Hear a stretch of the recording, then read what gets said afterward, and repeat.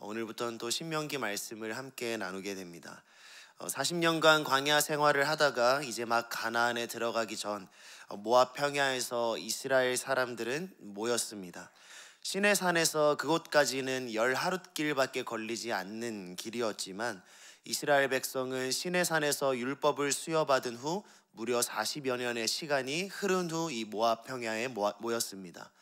하나님의 말씀에 불순종했던 그들의 세대들은 그 새로운 땅을 밟지 못하게 될 것이고 그들의 자녀 세대들만이 가나안 땅에 들어가게 될 것입니다.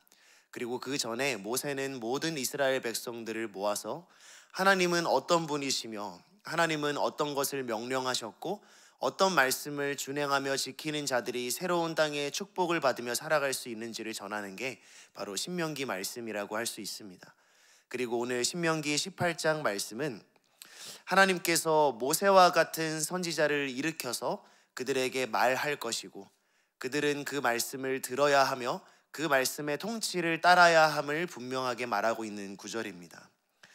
이스라엘 백성들은 그동안 하나님의 말씀을 듣기 원하지 않았습니다. 그 말은 하나님의 통치를 거부했다는 것과 같은 말입니다.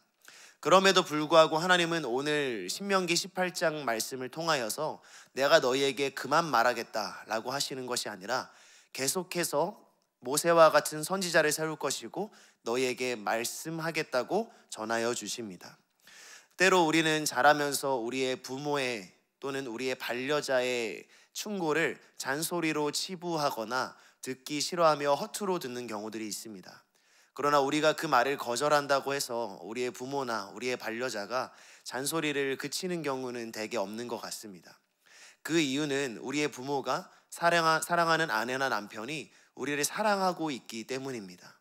그들이 바른 길로 가기를 원하는 마음이 아무리 그들이 거절하고 싫어하더라도 계속해서 그 말을 하게끔 하는 것이죠. 오늘 하나님께서 우리에게 계속 말씀하시겠다고 하시는 것은 강압적으로 너를 움직이겠다는 뜻이 아니라 너를 계속 사랑하겠다는 하나님의 사랑의 결단이자 사랑의 표현입니다. 그러나 우리는 세상의 교훈이나 법칙에 순종하며 따라갈 때가 많은 것 같습니다.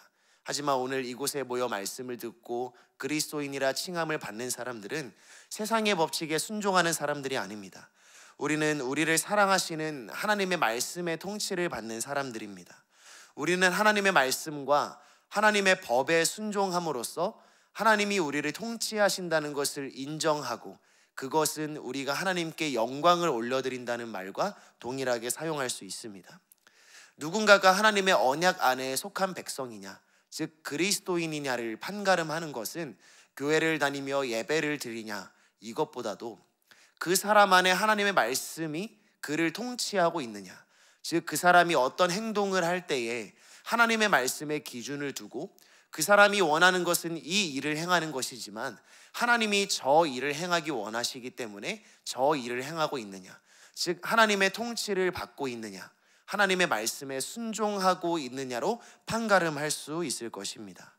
오늘 이 새벽에 나와 4월 한 달을 하나님께 드리고 또 하나님을 갈망하고 앙망한 우리 모든 성도님들은 그 삶에 하나님의 말씀이 살아있고 하나님의 말씀의 통치를 받는 삶이 되시기를 간절히 소망합니다. 그러나 오늘 이 신명기 말씀이 말하고 있는 것처럼 우리에게는 하나님의 말씀이라는 성경이 있고 또 하나님의 말씀이 들려오기도 하지만 아주 교묘하게 세상의 음성이 속해 들어오기도 한다는 것을 인정해야 합니다. 우리가 성경을 읽고 있는 순간일 때에도 하나님의 말씀인 척하며 마귀의 속삭임이 들릴 때도 있고 우리가 성경을 읽고 올바르게 해석하고 있다고 생각하는 순간에도 사실은 우리의 인생에 있던 경험이나 때로는 세상이 주는 가치들에 의해서 성경을 왜곡할 때가 많이 있다는 사실입니다. 어떤 사람이 말끝마다 주님의 이름으로, 하나님의 이름으로, 하나님의 영광으로 라고 말할지라도 그 사람의 행동이 하나님의 통치를 받고 있지 않다면 그 사람은 하나님의 음성을 듣는 사람이 아니라 세상의 음성을 듣는 사람이겠죠. 하지만 경건하게 하나님을 바라는 사람일지라도 때때로 그것의 속임수에 넘어갈 때가 너무나 많이 있습니다. 그래서 오늘 신명기 18장 20절에서 22절 말씀에도 하나님의 말씀에 순종을 해야 하는데 과연 하나님의 말씀을 우리가 어떻게 알리요? 라고 물어보고 있습니다. 어떤 선지자의 말이 하나님의 말씀인지 알려면 오늘 하나님께서는 그 선지자의 말이 성취되었느냐 아니면 성취되지 않느냐에 따라서 그 사람이 거짓 선지자냐 아니면 참 선지자냐가 갈린다고 말하고 있습니다. 그렇다면 우리는 이 세상 속에 시간 속에 살아가고 있는데 만약 어떤 하나님의 말씀이 아직 성취되지 않았다면 그것이 시간이 흐르지 않았기 때문에 성취되지 않은 것인지 아니면 그가 거짓 선지자이기 때문에 성취되지 않은 것인지 어떻게 분별할 수 있을까 하는 그런 생각이 듭니다. 그래서 이 구절을 두고 많은 주석학자들은 한 선지자의 예를 들고 있습니다. 그 선지자는 우리가 잘 알고 있는 요나라는 선지자입니다. 오늘 말씀에 따르면은 요나는 거짓 선지자로 보입니다. 왜냐하면 요나가 전한 하나님의 말씀은 성취되지 않았기 때문입니다. 어느 날 아미떼의 아들 요나에게 하나님의 말씀이 임합니다. 너는 가서 니느웨에 나의 말을 전하라고 한 것이었죠. 요나서 3장 2절에서 4절을 살펴보니까 요나가 니느웨에 전하라고 들었던 하나님의 말씀은 무엇이었냐면 니느웨가 무너지리라 라는 말을 전하라고 했습니다. 그런데 이 선지자였던 요나도 오늘 신명기 18장 22절 말씀을 분명히 알고 있었을 것입니다. 무엇이었냐면 너의 말이 성취되지 않는다면 너는 거짓 선지자로 불리게 될 것이다 라는 하나님의 엄중한 경고였죠. 그렇지만 니느웨의 복음을 전해야 되는 요나도 알고 있었을 것입니다. 만약 자신이 니느웨에 너희가 무너질 것이다 라는 예언을 전하면 그들이 회복되게 될 것이고, 그렇다면 자신이 전한 하나님의 말씀이 성취되지 않았으니 자신은 거짓 선지자로 불리게 될 것이라는 그런 역설적인 면모를 요나는 이미 알고 있었던 것이죠. 어쩌면 요나가 배를 타고 도망했던 것은 이 말씀은 전하면 내가 거짓 선지자가 되고 말 것이라는 그러한 불편한 마음에서 비롯된 것이라는 생각을 해볼 수 있습니다. 이런 마음을 우리가 들 수 있는 이유는 이 요나서 4장 2절에서 요나가 하나님께 불평과 불만을 하고 있기 때문입니다. 아니나 다를까 물고기 뱃속에 있던 요나는 토해져 나왔고 결국엔 하나님의 말씀을 전할 수밖에 없었습니다. 근데 그러자 니느웨 사람들은 회복되기 시작했고 요나는 하나님께 요나서 4장 2절에 이렇게 말하는데 제가 읽어드리겠습니다. 여호와께 기도하여 이르되 여호와여 내가 고국에 있을 때 이러하겠다고 말씀하지 아니하였나이까. 그러므로 내가 빨리 다시스로 도망하였사오니 주께서는 은혜로우시며 자비로우시며 노하기를 더디하시며 인애가 크시사 뜻을 돌이켜 재앙을 내리지 아니하시는 하나님이신 줄 내가 알았음이니이다. 아멘. 요나는 자신이 이 니느웨가 무너지리라는 말씀을 전하면 그들이 회복될 것임을 알고 있었습니다. 그렇다면 요나는 과연 거짓 선지자일까요? 아니면 참 선지자일까요? 아니면 우리는 이 신명기 18장 22절의 말씀이 틀렸다고 생각을 해야 되는 것일까요? 사실 요나서 3장 4절에 니느웨가 무너지리라 라는 이 단어 안에는 중의적인 표현이 들어 있습니다. 하나는 말 그대로 여리고성이 무너지는 것처럼 완전히 멸망하는 것을 뜻하고 또 다른 의미의 무너진다는 뜻은 그들이 전복된다는 의미입니다. 이 말은 그들의 마음이 완전히 뒤집어진다. 즉 바꿔 말하면 그들이 회개한다는 의미도 포함하고 있는 것이죠. 아니 선지자인 요나도 이 단어를 이렇게 해석하기가 어렵다면 이 한글로 번역되어 있는 우리들은 어떻게 성경을 해석합니까? 라고 생각할 수 있지만 요나는 결코 이 단어를 헷갈려 하지 않았습니다. 요나는 하나님의 말씀을 들을 때 이미 하나님은 그들이 무너진다는 뜻에서 하나님이 그들을 회복하실 것이다라는 마음을 알고 있었습니다.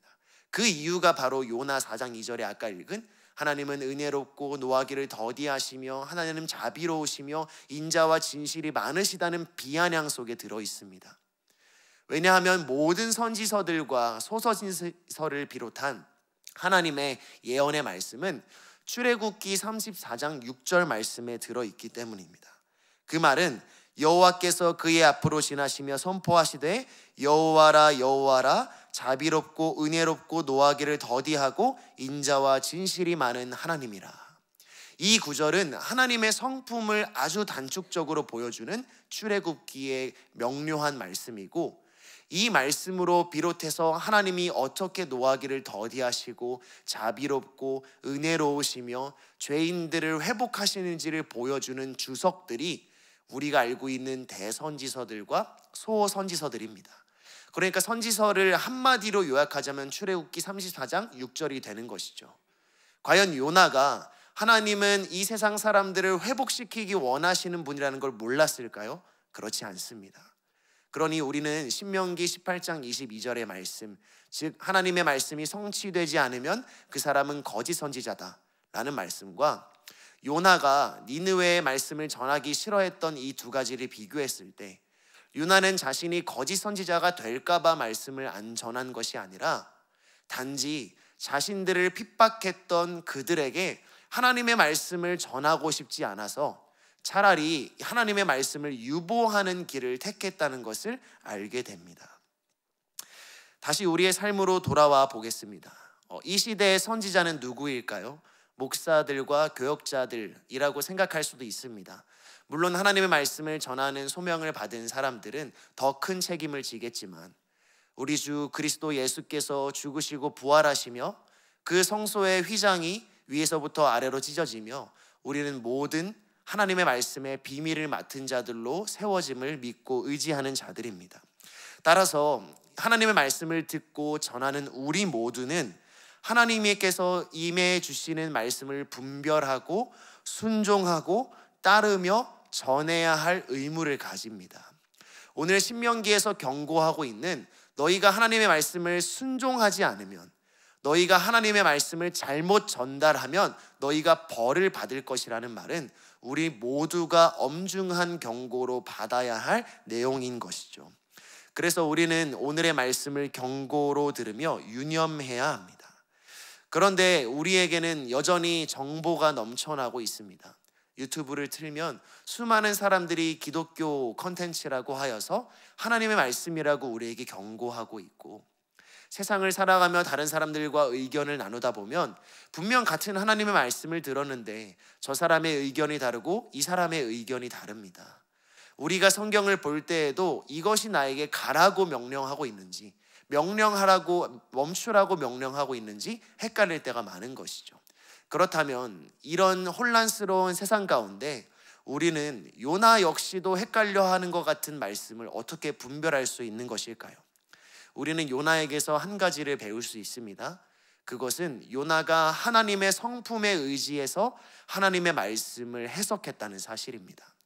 우리의 시간 속에 아직 이루어지지 않은 하나님의 말씀이 있더라도 우리는 요나처럼 그 말씀이 성취될 것인지 아닐지를 분별할 수 있습니다. 그것은 하나님이 어떤 분이신지를 안다면, 하나님은 우리에게 자비롭고 은혜롭게도 우리 죄인을 구원하기 원하시고 악인들을 구속하기 원하시고 그 방식으로는 십자가의 길을 선택하기 원하시고 사랑의 방법을 선택하기 원하시고 자기 희생과 자기 부인, 세상에서는 미련한 일이라고 말하는 것이 하나님을 믿는 자들에게는 십자가의 도가 하나님의 능력이 되는 것처럼, 우리의 헛된 경험으로는 그것이 잘못돼 보이더라도 우리의 주 하나님께서 택하신 그 하나님의 온유하시고 인자와 진실이 많은 성품을 의지한다면 이것이 하나님의 뜻이구나 아닌가를 분별할 수 있게 되는 것입니다. 오늘 말씀을 듣는 우리 모든 성도님들께서는 요나와 같이 자신의 욕심과 아집으로 또는 성경을 잘 안다는 생각으로 하나님의 말씀이 역설적이라고 생각하는 일이 없었으면 좋겠습니다. 겸손하게 하나님의 성품을 의지하며 하나님이 나에게 이런 말씀을 주신 이유를 곰곰이 묵상하며 그것이 나에게는 손해 같고 십자가의 길 같더라도 이 말씀은 하나님의 성품에 의지하여 성취될 수밖에 없다는 확신을 가지고 우리 역시도 자기를 부인하며 예수 그리스도처럼 자신의 몸을 내어주고 다른 사람을 나보다 더 나은 사람으로 여기며 그들에게 구속과 구원을 전하기 원하시는 하나님의 마음을 품고 부활하신 예수님을 증거하는 삶을 사셨으면 좋겠습니다. 특별히 오늘 우리에게 주신 이 말씀이 우리 안에서 하나님의 뜻이 되고 우리를 통치하는 것이 되기를 간절히 구하면서 함께 기도하며 나갔으면 좋겠습니다. 기도하겠습니다. 하나님 아버지 감사합니다.